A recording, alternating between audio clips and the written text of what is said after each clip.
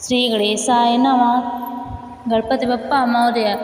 दोस्तों, क्या आप लोग जानते हैं गणेश चतुर्थी जो इसे हम लोग मना रहे हैं आखिरकार क्यों मनाई जाती है, गणेश जी की पूजा कैसे करनी चाहिए? तो आइए दोस्तों हम लोग संपूर्ण कहानी जानते हैं। सनातन धर्म में भगवान गणेश को दोस्तों विघ्नहर्ता, मंगलकर्ता और प्रथम पूज्य देव कहा गया है। किसी भी शुभ कार्य में अनुष्ठान, यात्रा या आरंभिक कार्य की शुरुआत गणेश पूजन से ही होती है। मान्यता है कि गणपति बप्पा का स्मरण करने से सभी बाधाएं दूर होती हैं दोस्तों, और जीवन में सुख, समृद्धि तथा वृद्धि की प्राप्ति होती है। विशेषकर गणेश चतुर्थी पर्व पर पूरे भारत में हर्ष और उल्लास के साथ मनाया जाता है दोस्तों। महाराष्ट्र, गुजरात, मध्य प्रदेश और दक्षिण भारत में इसका विशेष महत्व है दोस्तों। गणेश जी का जो भाद्रपद मास की शुक्ल पक्ष की चतुर्दशी को मनाई जाती है। यह दिन भगवान गणेश जी के जन्मोत्सव के रूप में मनाया जाता है।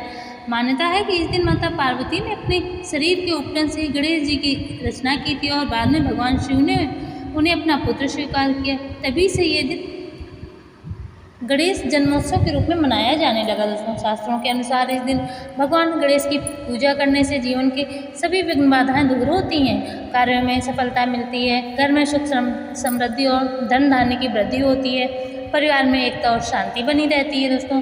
गणेश जी का पूजन की विधि दोस्तों, तो हम लोग पहले उनकी प्रतिमा की स्थापना करें गणेश जी की।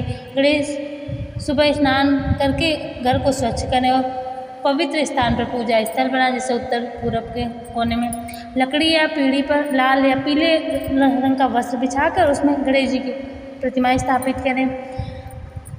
प्रतिमा दोस्तों मिट्टी की होना शुभ माना जाता है। संकल्प लेना चाहिए पूजा शुरू करने से पहले। आचमन, प्राणायाम और शुद्धि करके दोस्तों संकल्प लें। संकल्प से अपना नाम, गोत्र, स्थान और तिथि का उच्चारण करते हुए गणेश पूजन करने का संकल्प करें। गणेश जी का आवाहन करें, गणपति जी का आवाहन करें, उनका ध्यान करें दोस्तों। मंत्र जप करें, ओम गं गणपतये नमः।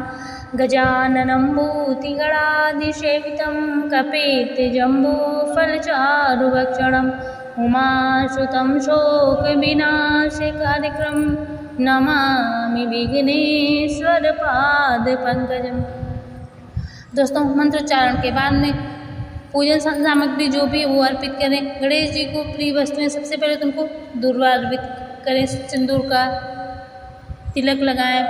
हरी दोस्तों खोटी हुई नहीं, पूरी मतलब अच्छी 3 पत्तियां ऊपर होनी चाहिए, ऐसी ही दूर्वा 21 दूर्वा चढ़ाएं। मोदक और लड्डू, विशेषकर गुड़ और नारियल के दोस्तों मोदक बनाने। लाल या पीले पुष्प ने बहुत पसंद है। धूप दीप, अक्षत और रोली।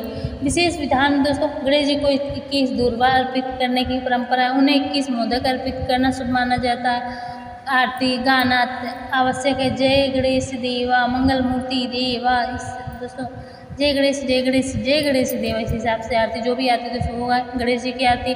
व्रत और पूजन करें दोस्तों। भक्तगण इस दिन व्रत भी करते हैं। कुछ लोग दिन भर गणेश जी की सेवा, भजन कीर्तन करते हैं। शाम के समय गणपति जी की आरती करके प्रसाद का वितरण किया जाता है। गणेश चतुर्दशी के पीछे दोस्तों जो पौराणिक कथाएं उनके श्री गणपति बप्पा के जन्म से तो दोस्तों पौराणिक मान्यता के अनुसार माता पार्वती ने स्नान करते समय उपटन से गणेश जी की प्रतिमा बनाई, उसमें प्राण प्रतिष्ठा कर दी। उन्हें स्नान गृह का द्वारपाल बनाकर स्वयं अंदर चली गई। उसी समय भगवान शिव वहाँ आए और गणेश जी ने उन्हें रोक दिया, तो क्रोधित होकर उन्होंने गणेश जी का सिर काट दिया। पार्वती जी के रोष से शिव ने गणेश जी को हाथी का सिर लगाकर पुनर्जीवित किया। तभी से दोस्तों ये गजानन कहलाए। दोस्तों जो प्रथम पूज्य आखिरकार कब से का, इसकी भी दोस्तों कथा है। एक बार देवताओं में ये विवाद हुआ कि सबसे पहले किस देवता की पूजा की जानी चाहिए। सभी देवता ब्रह्मा, विष्णु और महेश के पास आए। उन्होंने कहा जो देवता पूरे ब्रह्मांड का सबसे पहले परिक्रमा चक्कर लगाकर आ जाएगा वही प्रथम पूज्य होगा। सभी देवता अपने अपने वाहन पर निकल पड़े, लेकिन गणेश जी ने बुद्धि का प्रयोग किया और अपने माता पिता शिव पार्वती की परिक्रमा कर ली, क्योंकि उनके लिए माता पिता ही संपूर्ण ब्रह्मांड थे दोस्तों। इस तरह गणेश जी प्रथम पूज्य घोषित हुए। गणेश जी का सामाजिक और सांस्कृतिक महत्व भी है दोस्तों।